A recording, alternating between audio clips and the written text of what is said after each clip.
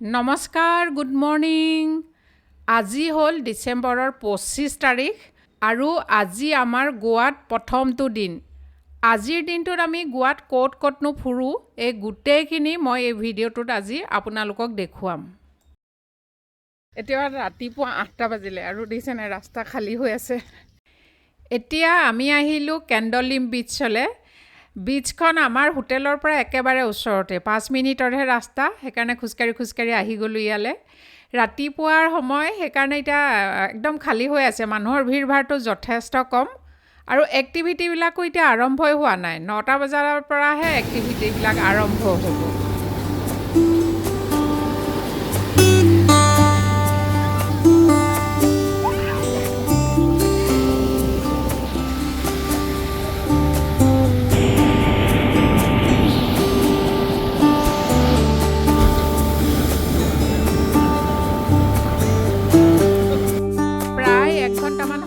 বিচত কটালোঁ। এতিয়া আমি উভতি আহি আছোঁ হোটেললৈ বুলি আৰু এইফালে গলিটো দেখাইছোঁ যে এইফালে আমাৰ হোটেলখন আছে। এতিয়া আমি হোটেললৈ যাওঁ। ইমানেই জোৰকৈ ভোক লাগিছে নহয়, হোটেল পাই আৰু ৰখি থকা নাই। চিধি ব্ৰেকফাষ্ট খাবলৈ আহিছোঁ, কমপ্লিমেণ্টাৰী ব্ৰেকফাষ্ট, গতিকে ব্ৰেকফাষ্ট ৰেডিয়ে হৈ আছে। গতিকে চিধা আহি আৰু একদম পূৰা ধমাধম খোৱাত লাগিছোঁ। গা পা ধুই ব্ৰেকফাষ্ট খাই মেলি ৰেডি হৈ এতিয়া আমাৰ দ্বিতীয় কাৰ্যক্ৰমলৈ ওলাইছোঁ আৰু এতিয়া আমি যাম পাঞ্জিম। পাঞ্জিম হ'ল গোৱাৰ ৰাজধানী, কেপিটেল, আৰু পাঞ্জিম বুলিও কয়, পাঞ্জি বুলিও কয় আজিকালি। আৰু পাঞ্জিম ইয়াৰ পৰা প্ৰায় 13 কিলোমিটাৰ দূৰত আছে। আধা ঘণ্টামান সময় আমাৰ লাগিব।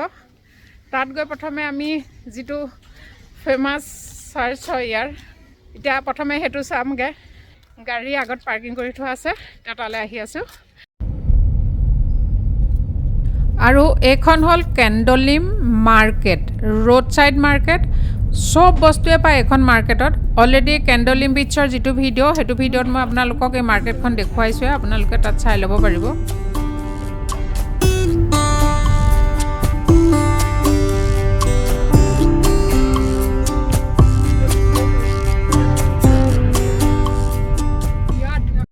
প্ৰায় আধা ঘণ্টা সময় লাগিলে।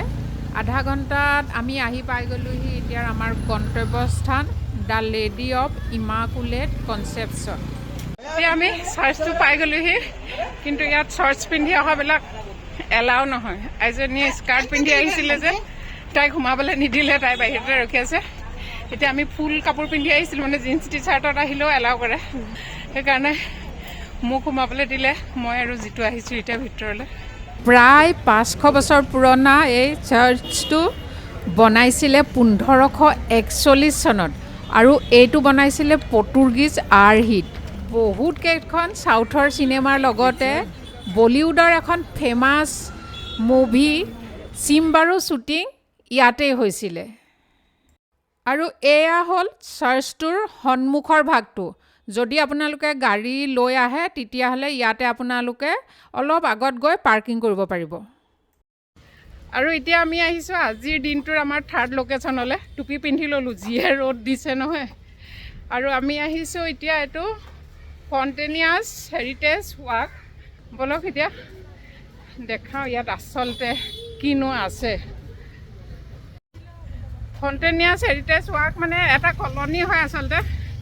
কলনীটোত যিবিলাক ঘৰ আছে সেইবিলাকৰ যিটো আৰ্কিটেকচাৰ হয় সেইটো পৰ্তুগীজ টাইপৰ, আৰু সেইখিনি বহুত পুৰণা হয়, তেনেকৈ আগতেই বনোৱা আছিলে। সেইখিনি এতিয়া মেইনটেইন কৰি ৰাখিছে, সেইখিনি চাবলৈ মানুহ আহে। আৰু পাৰ্কিং ক'ত কৰিব বুলি ক'লে আচলতে ইয়াত য'তে ত'তে পাৰ্কিং কৰিব পাৰে। ইফালে সিফালে গাড়ীখন অকণমান ঘূৰালেই হ'ল, য'তে খালী পায় তাতে পাৰ্কিং কৰি দিলেই হ'ল। আৰু এইটো চাবৰ কাৰণে কোনো এণ্ট্ৰি ফিজৰ কথাও নাই, বাছ আহি গ'লেই হ'ল আৰু চাবলৈ।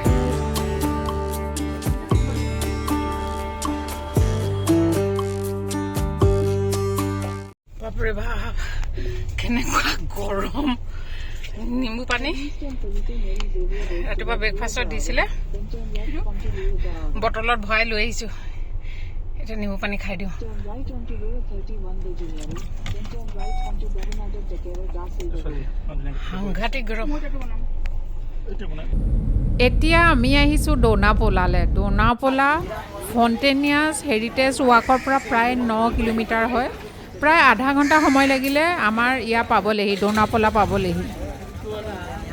এতিয়া ইয়াত টিকেট কাটিব লাগিব আৰু টিকেটৰ প্ৰাইচ হ'ল এডাল্টৰ কাৰণে 50 টকা আৰু 10 to 18 ইয়েৰ্ছৰ কাৰণে 25 টকা আৰু বিল' 10 ইয়েৰ্ছ ফ্ৰী, ন' এণ্ট্ৰি ফিজ।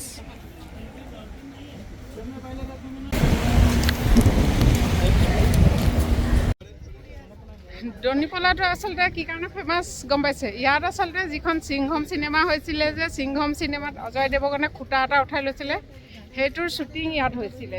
সেইকাৰণে আচলতে এইটো জেগা ফেমাছ হ'ল আৰু মানুহে সেই সিংহম চিনেমাখনৰ পিছতে এই জেগাটো চাবলৈ আহিবলৈ ল'লে। আৰু মই এতিয়া কোনটো ঠাইত শ্বুটিং হৈছিলে আপোনালোকক একদম সেই ঠাইখিনিকে এতিয়া দেখুৱাওঁ, চাওক। এইখিনি ঠাইতে হৈছিলে শ্বুটিং।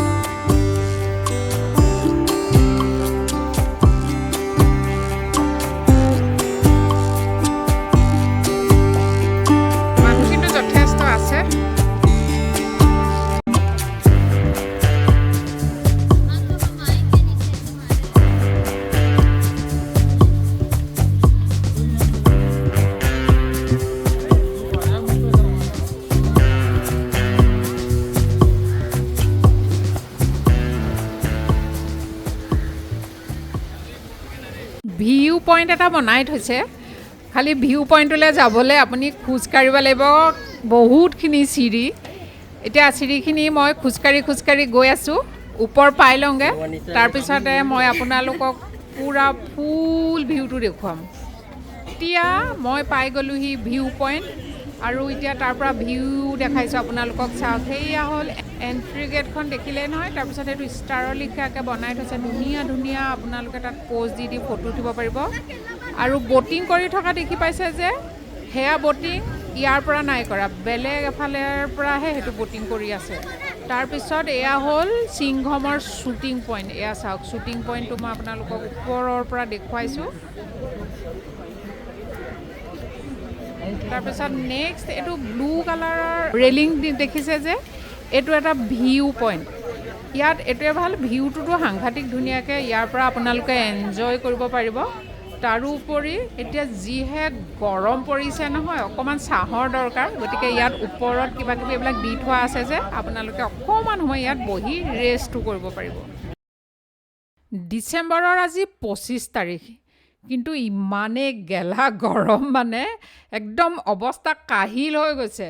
নেমু পানী খাই খাই আমি ৰক্ষা পোৱা নাই। যদি নেমু পানী নাখায় নহয়, ডিহাইড্ৰেশ্যন হৈ যাব। এতিয়া এইখিনিতে এতিয়া দেখিছেনে, 50 টকা গিলাচ। এতিয়া নেমু পানী খাবলৈ ইয়াত আমি ৰখি আছোঁ। ডোনাপোলাৰ পৰা ঘূৰি গৈ আছিলোঁ, গৈ থাকোঁতে ৰাস্তাৰ পৰাই এই বীজখন দেখি পালোঁ আৰু গাড়ী পাৰ্কিং কৰি থোৱা দেখিলোঁ, মানুহ আহি থকা দেখিলোঁ। গতিকে আমিও চাই যাওঁ বুলি গাড়ী পাৰ্কিঙত লগাই পাই গ'লোহি এইখন চাবৰ কাৰণে। এইটো হ'ল মেইন ৰোডটো আৰু মেইন ৰোডৰ পৰা একেবাৰে ওচৰতে আছে বীজখন। সেইয়া দেখিছে নহয়, মেক্সিমাম 200 মিটাৰ হ'ব আৰু এইয়া দেখিছে কিমান ওচৰত। আৰু ইয়ালৈ যে আহিলোঁ, আহি সাংঘাতিক ভাল কাম কৰিলোঁ। একেবাৰে মানুহ নাই, একেবাৰে শান্ত পৰিৱেশ। চকী এখন লৈয়ে আহিছিলোঁ, ভাবিলোঁ আজি বেষ্ট টাইম এখনক ব্যৱহাৰ কৰাৰ, গতিকে সাগৰৰ পাৰত চকী লগাই ল'লোঁ আৰু এতিয়া মজা আছে ইয়াত বহি ছানছেট মই এনজয় কৰি আছোঁ। মই ক'ত আছোঁ এতিয়ালৈকে আপোনালোকক কোৱাই নাই নহয়। মই যিখন বীচত আছোঁ সেইখনৰ নাম হ'ল মিৰামাৰ বীচ। ৰাতিপুৱা 9টা বজাতে হোটেলত খাই আহিছিলোঁ আৰু দিনত সাংঘাতিক গৰম, নেমু পানী খাই খাই পেটটো ভৰাই থৈ দিছিলোঁ। আৰু এতিয়া 5টা বাজিলে, সাংঘাতিক ভোক লাগিছে। ওচৰতে KFC এখন আছিলে, এতিয়া তাতে আমি খাবলৈ আহিছোঁ। এতিয়া বাজিলে সময় 6টা। আমি আগৰা ফৰ্ট চাবলৈ যাম বুলি ভাবিছিলোঁ, কিন্তু ৰাস্তাত মিৰামাৰ বীচ চাবলৈ সোমাই দিলোঁ। সোমোৱাৰ কাৰণে টাইমটো অলপ তাত গ'ল আৰু তাৰপিছত ভোক লাগি আছিলে, ভোক লগাৰ কাৰণে আমি এতিয়া খাবলৈ সোমাই দিলোঁ। খাই বৈ এতিয়া আজৰি হওঁতে এতিয়া 6টা বাজি গ'ল আৰু আগৰা ফৰ্টটো 5:30তে বন্ধ হয় সেইকাৰণে সেইটো প্ৰগ্ৰেম আজি আমি নাযাওঁ তালৈ আজি নাযাওঁ দেৰি হৈ যাব আৰু অলৰেডি বন্ধই হ'ল গৈ কোনো লাভো নাই এতিয়া আমি হোটেললৈ বুলি ঘূৰি যাম আজি আমি যিমানখিনি ঠাই ফুৰিলোঁ যিমানখিনি আপোনালোকক ভিডিঅ'ত দেখুৱালোঁ এই গোটেইখিনি আছে নৰ্থ গোৱাত